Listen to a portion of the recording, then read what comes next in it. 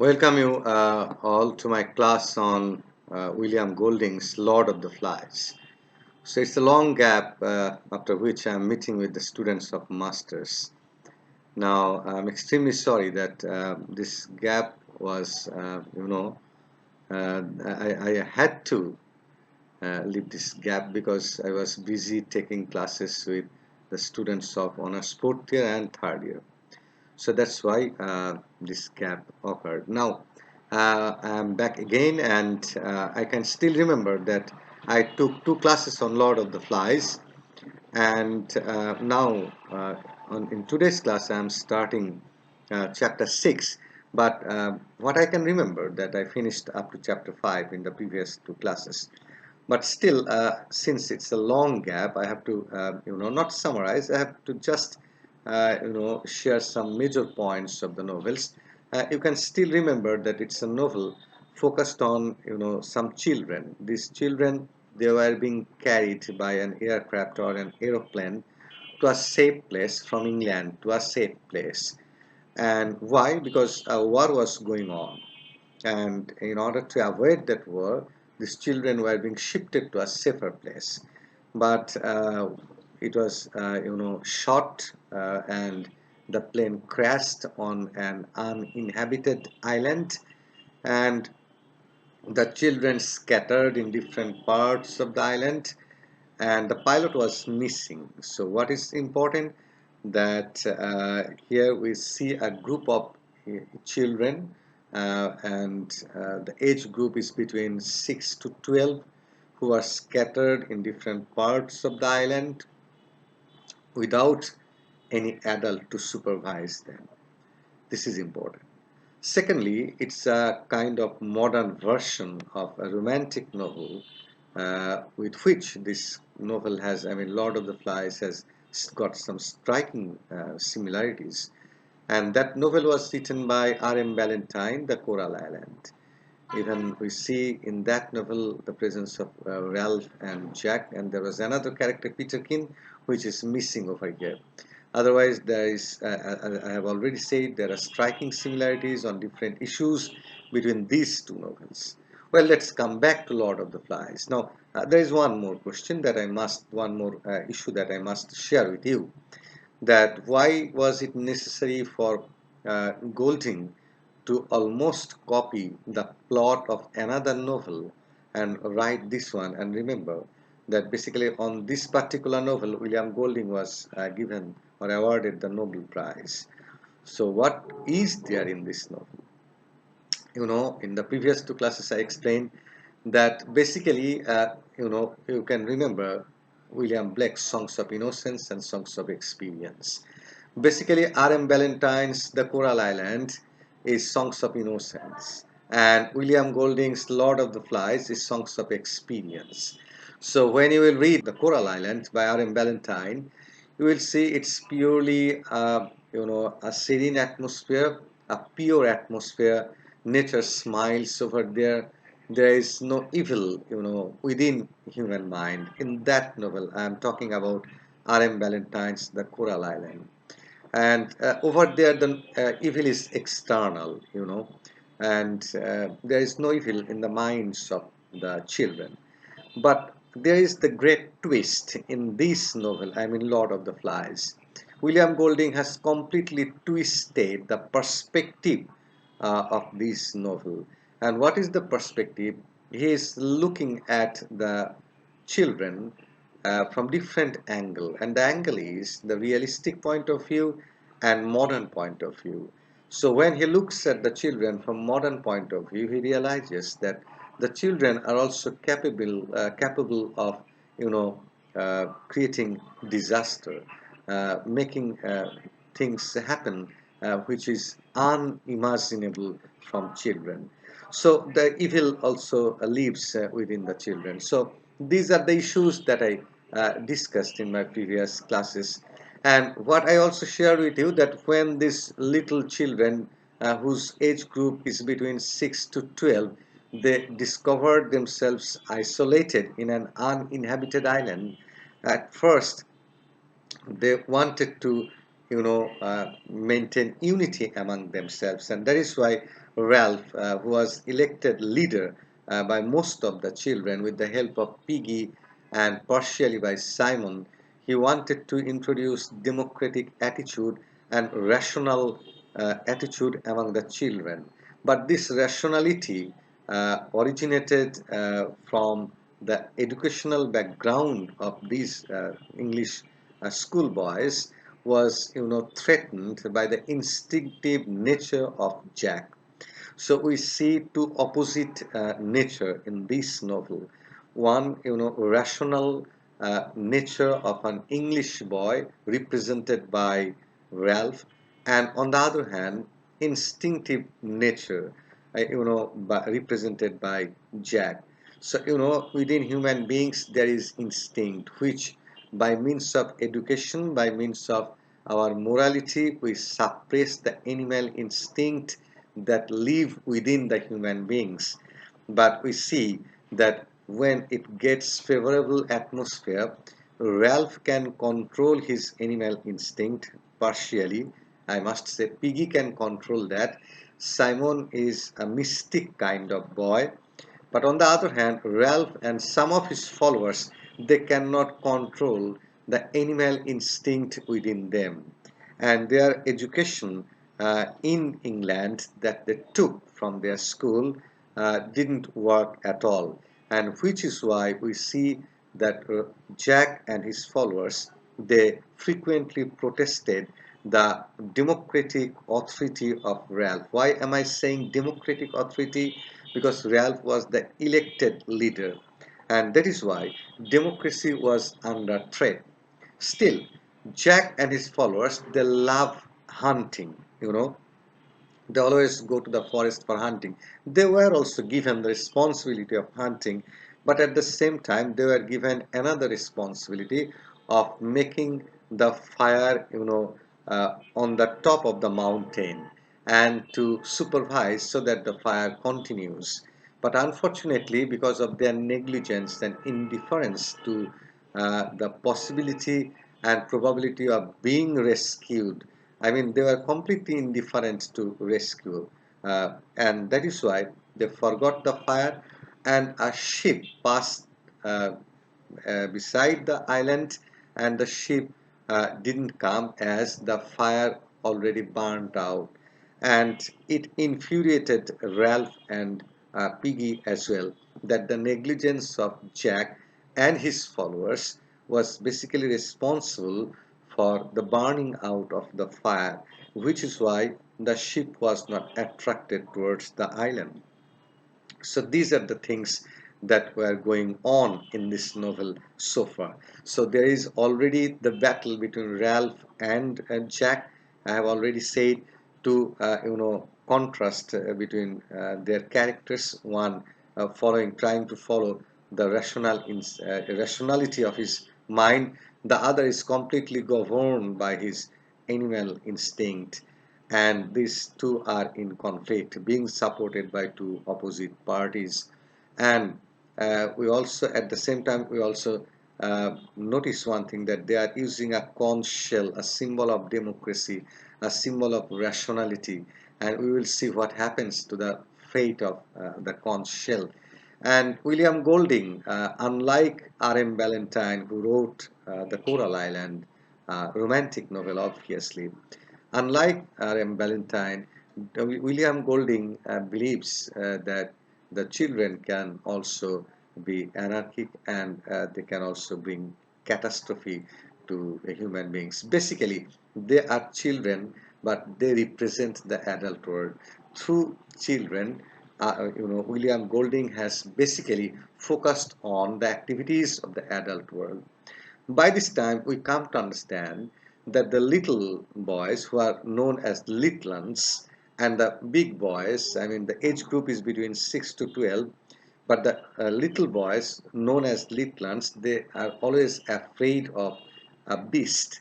So they have never seen the beast, but they are always afraid of that. While the elder boys, who are around 12 years old, they always try to placate them. They always try to convince them there is nothing called beast, but they are not convinced. and they are looking for beast in the water, in the air, in the hill, in different places. They are trying to find out the beast. So uh, I explained up to chapter 5, but because of the significance of this chapter, I am still starting, and because of the long gap, I am starting from chapter 5, and just I will make a kind of analysis, and then I will start chapter 6. You know what happens in chapter 5, that Ralph calls an assembly, and he also reminds the boys about the water supply, about different sanitation measures to build up shelters, the necessity of shelters, and keep the signal fire going. These are the issues which are very important for their survival and for their rescue.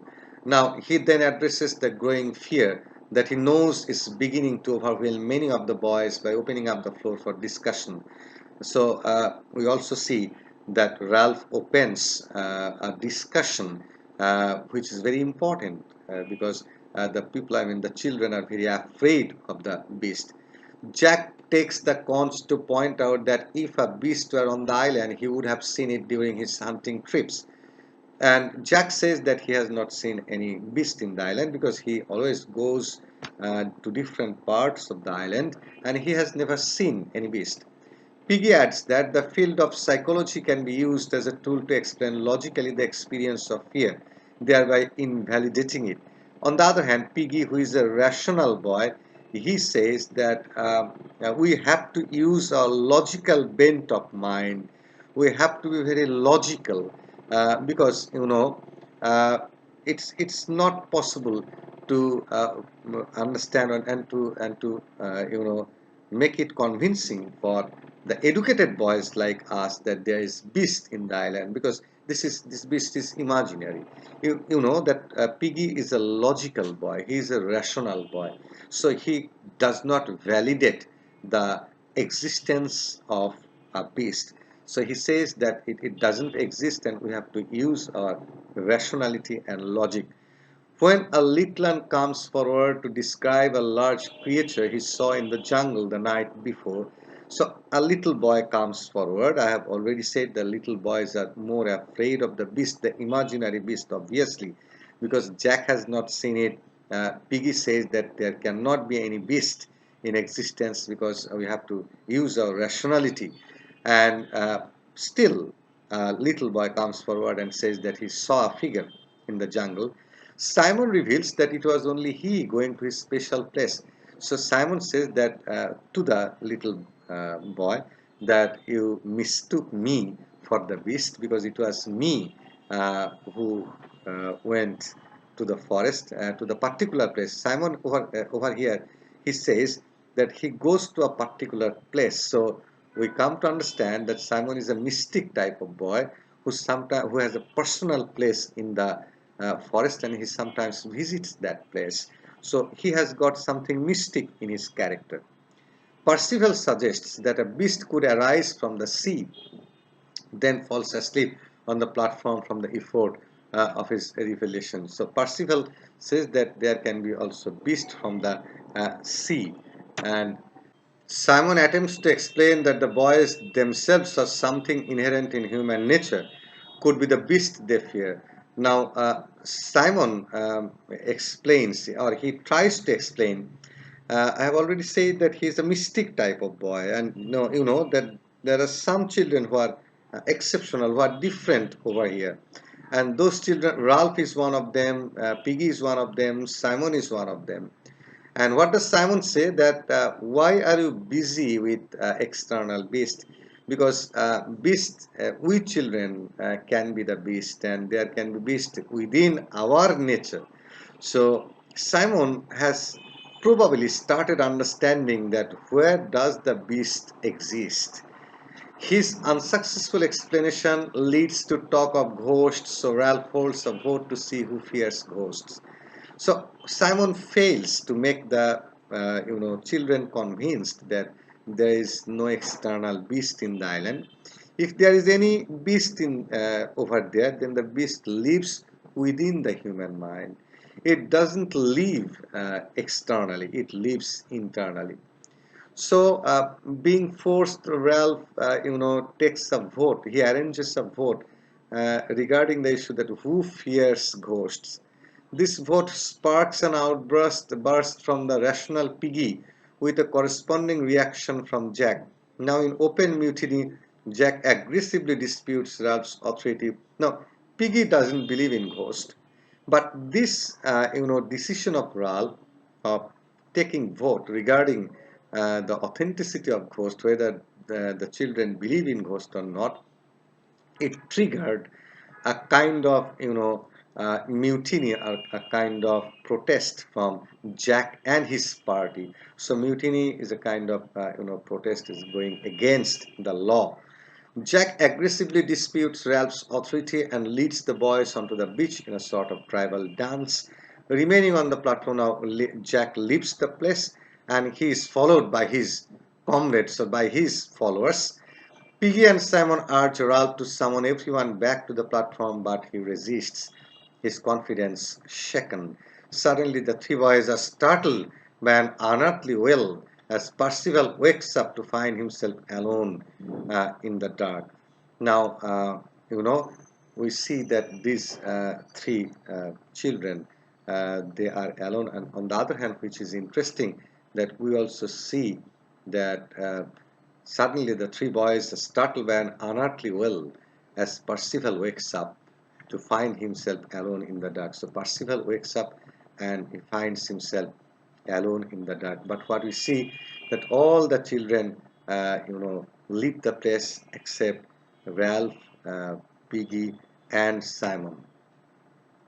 Now, this is how chapter 5 ends, and we are going to chapter 6.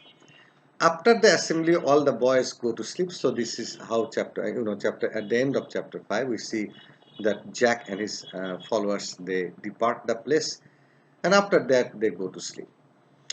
Above them, an aerial battle is taking place. Now this is again very significant. The battle is not over.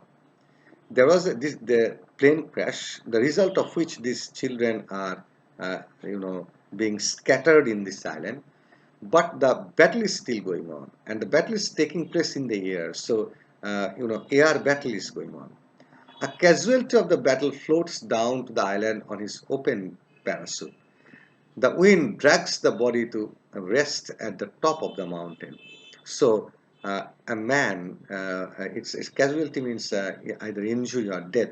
A man in parachute, you know what is parachute? He was dropping from the plane, and probably he was not alive, and his body was when the body was flying in the parachute, it went towards the top of the mountain. The breeze inflates the parachute, occasionally making the body appear to sit up and then sink forward again. Sam and Eric, tending the fire on the mountain, catch a glimpse of the body's movement and hear the parachute inflating. They flee to Ralph in a panic, with a story exaggerated by their fear. Now, this, man who dropped with a parachute and whose body was just dwindling at the top of the mountain, and the parachute was making sound.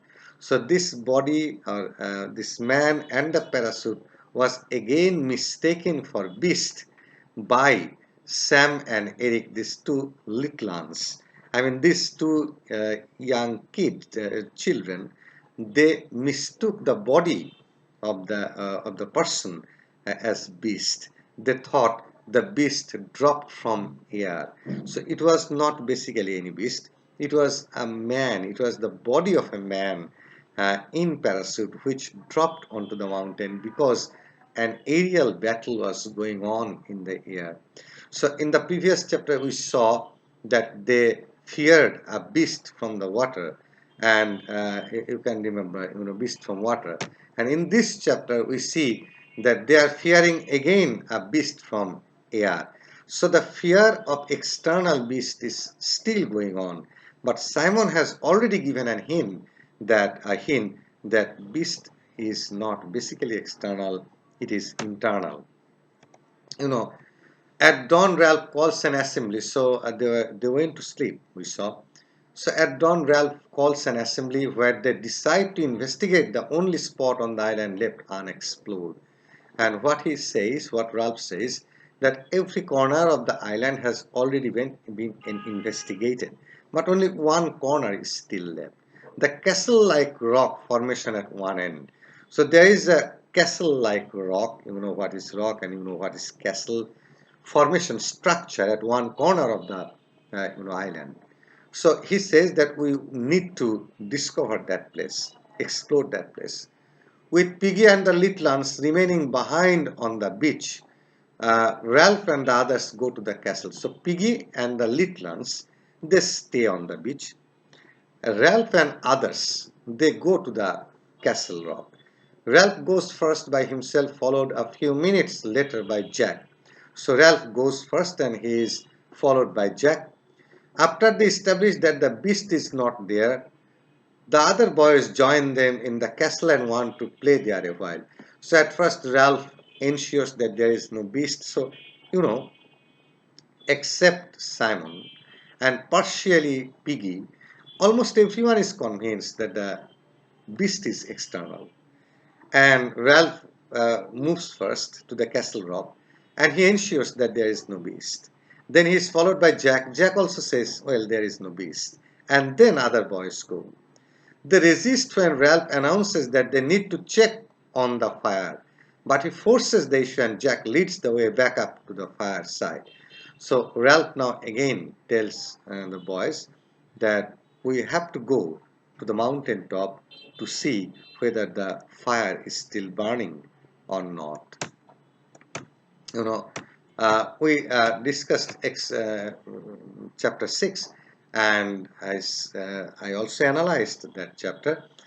And if you feel that you need to read this analysis again and again, then I will supply you this material. There is analysis apart from what I am saying, but still I am trying to analyze whatever I have in my store. So what we observed in the previous two chapters, which are very important, chapter 5 and chapter 6, what we observed that the children are still very busy to find out beast from external sources, except one who is a mystic boy, Simon, who is again and again stressing that beast is not an external phenomenon, it's an internal phenomenon. Now, in the previous chapter, what we observed that Ralph and his and the other boys, they went to the castle rock, and after that they went to the mountain top to see or to observe whether the fire was still going on or not, and they also did not get any beast. Ralph indulges in a fantasy of cleanliness and grooming. Disheartened by the group's dishevelment and dirt, he spends time staring out at the vastness of the sea and realizing how high the odds are against rescue. Simon joins him and, seemingly reading his mind, prophesies that Ralph will make it back home. So Ralph was looking at the sea. This is very interesting. And Ralph was looking at the sea and he was thinking about the difficulty of being rescued from this island. Ralph is the leader and he has got the leadership qualities, that he is obviously a democratic type of boy and he believes in democracy. But he is threatened by Jack and his followers. Simon, who is mystic, and Piggy, who is rational. These are the two boys who again and again try to inspire Ralph and try to convince Ralph that the beast is not an external phenomenon. It can be internal, and there is nothing called external beast in this island. Simon joins Ralph when Ralph was looking at the sea and was thinking about the difficulty of being rescued from this island, because the children were not, serious enough regarding this issue. And it was getting more and more difficult for Ralph and the big guns to control the little ones and others. But Simon makes a kind of prophecy to Ralph that Ralph, you will be able to bring these children back home. On the way to the mountain, Jack leads a pig hunt in which he gets slightly wounded. Ralph gets his first taste of hunting, striking a boar in the snout with his spear. After the boar gets away, the group begins a mock hunt that gets out of control and hurts the boy acting as the pig. Now, when Ralph and other boys were returning, so what happened that Jack, who is a hunter, he was trying to hunt, it's natural. Ralph also started hunting. Ralph is gradually being influenced by Jack's. And not only Jack's sense of or Jack's instinctiveness. So as days are going, Ralph is losing his control over himself, and he is gradually being governed by the instinctiveness, not fully but partially. And he also starts loving, you know, hunting. And when he also fails, and what we see that they started mock hunting. Mock hunting means one will assume the role of a pig, the other children they will try to kill the pig. So it's a mock hunting. It's not the original hunting. You see, it's a kind of game. But look at the game. The game. What kind of game they are playing? They are enacting a kind of game in which there is cruelty. So internally, these children have become cruel. So they don't find pleasure in other sorts of games like swimming, running, and games that children love, but they are trying to extract pleasure out of mock hunting. Hunting is a necessity for survival. It cannot be a game, but their instinct has degenerated to such an abysmal depth of darkness that they have fallen in love with that darkness and they have started playing mock hunting. They are basically hunting themselves. They are hunting their own evil spirit. They are now governed. They are now, totally controlled by their animal instinct. But the difficult part, and the boy who was enacting the role of a pig, he was partially injured. But the difficult path before them impedes their progress. They were now returning to their shelter. Simon volunteers to cross the island alone to inform Piggy that the others won't home until after dark. Simon returns first because he is more familiar with the forest and the darkness, and he goes first and tells Piggy that the boys will return only after darkness. By the time they reach the base of the mountain, darkness has fallen, so they return their shelter ultimately, but there is already dark. Remember that they are coming from Castle Rock, and they were coming, and in the middle of their journey they were trying to hunt, and after that they played mock hunting, and one of the children was wounded. And this mock hunting also is a manifestation of the evil which is living within the minds of the children. Spurred on by Jack's bravado, Ralph, Jack, and Roger volunteered to continue the search for the beast while the other boys returned to the platform. But these three, Ralph, Jack, and Roger, they are still, searching the beast. But remember, Roger and Jack, they basically belong to the category of children who are nurturing beasts within themselves. Once they reach the burnt patch, Ralph, tried to Jack's continual mocking, challenges Jack to go on by himself. Jack returns from the mountain top terrified. Roger and Ralph investigate as well and are equally terrified by the image of the beast.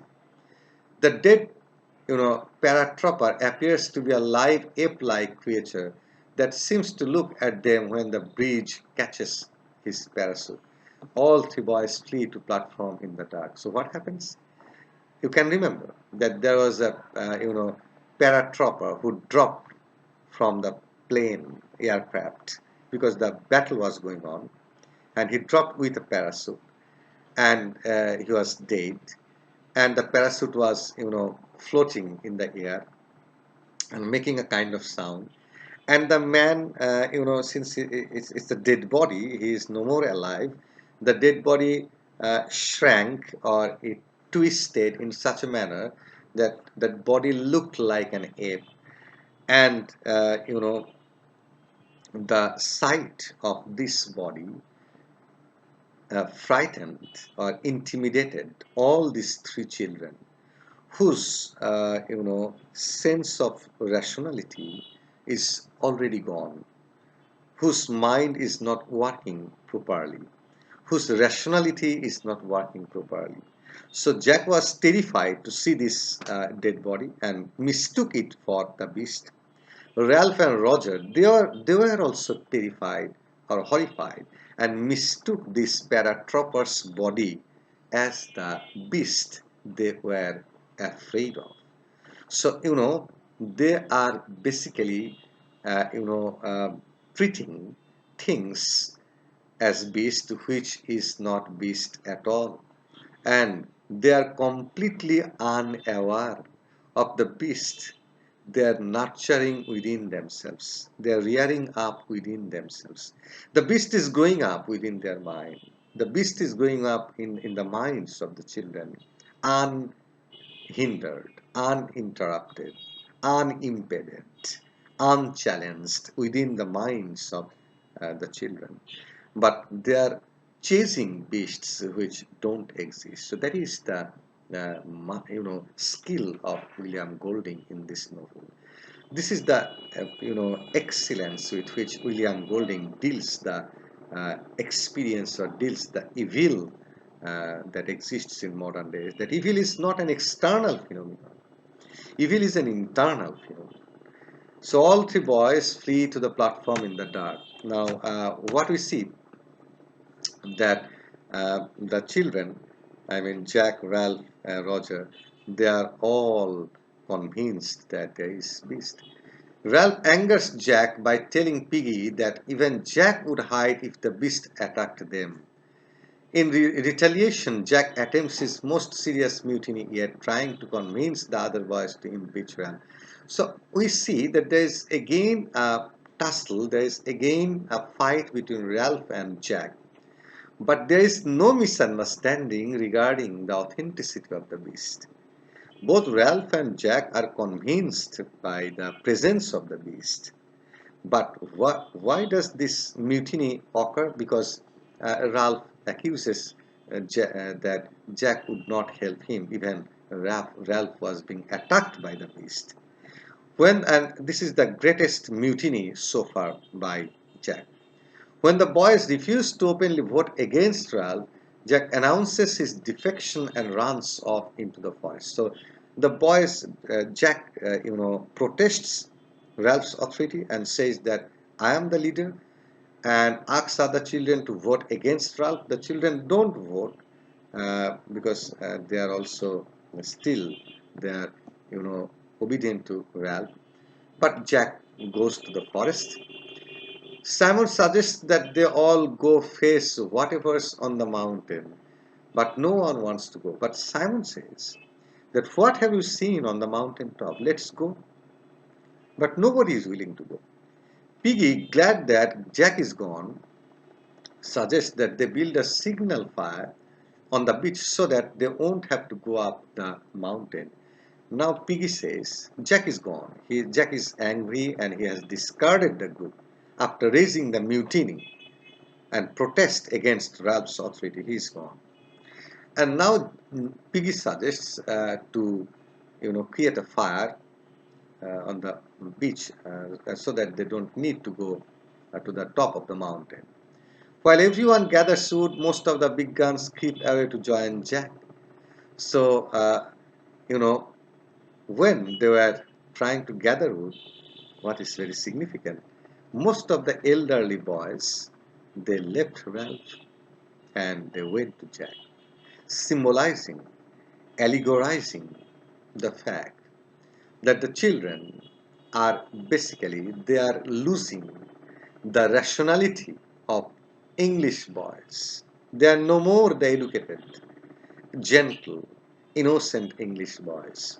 They are gradually going under the spell of beasts within themselves.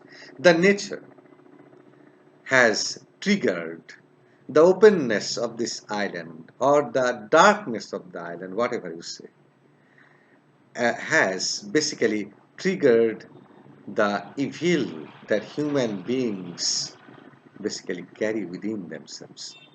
And they lost their innocence. And losing their innocence, losing their rationality, they are giving up, they are discarding their support to Ralph, and they are going to follow Jack.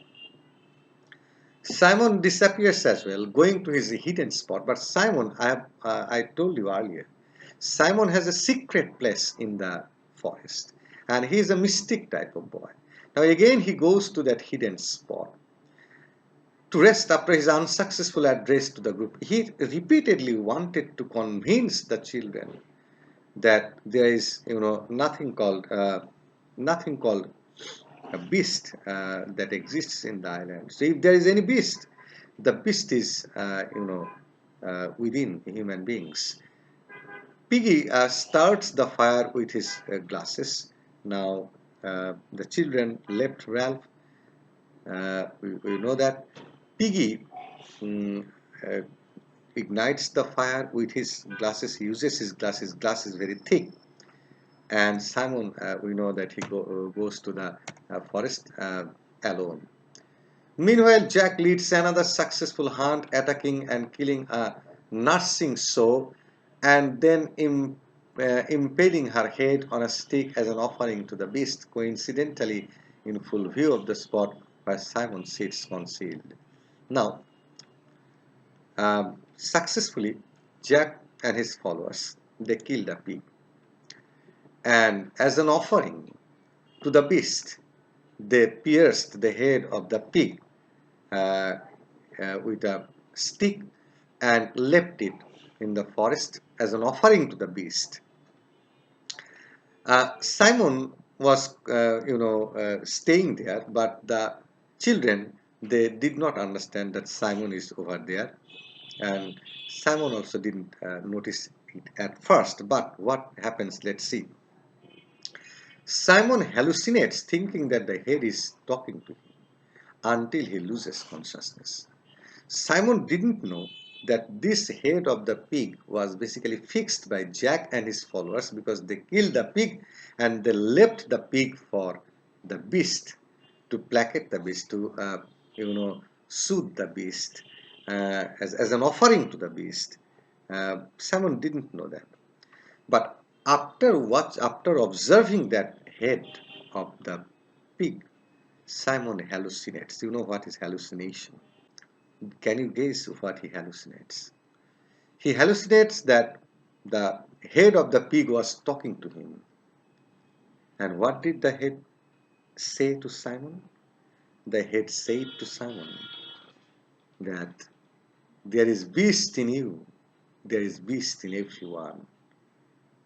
So why are you looking for beast in the external world? This is hallucination, but this is the truth that only Simon among all the children realizes and finds. To get fire for a pig roast, Jack stages a theft of some burning branches from the beach fire and invites Ralph's group to the roast in an attempt to recruit them to join his tribe. Now, Ralph tries to rally his group to his side but loses his train of thought when he tries to remember the importance of being rescued, causing them to doubt him briefly. Now, Jack goes to Ralph's group and invites other children to come and join the feast.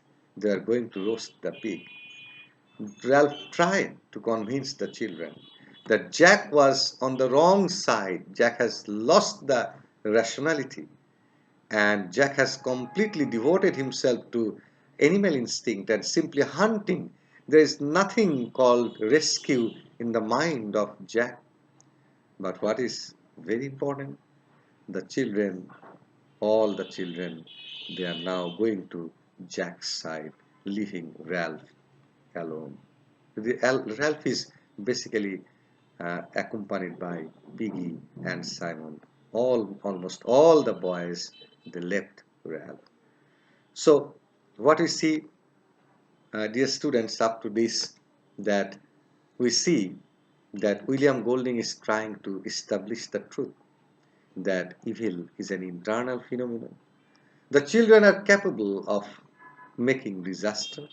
The children are capable of many other criminal offenses as well, which are yet to come in our next classes. So, for today's class, I want to stop here, and in next week, I will take another class on Lord of the Flies. So, probably that's going to be a long class, and that's probably going to be the last class on Lord of the Flies. And if it is the last class, it will be a duration of 1 hour, obviously. Or if I take two classes, then it's fine, but I will decide later that whether I will take one more class or two more classes. So for today's class, I would like to tell you goodbye, stay safe, stay at home. Thank you very much.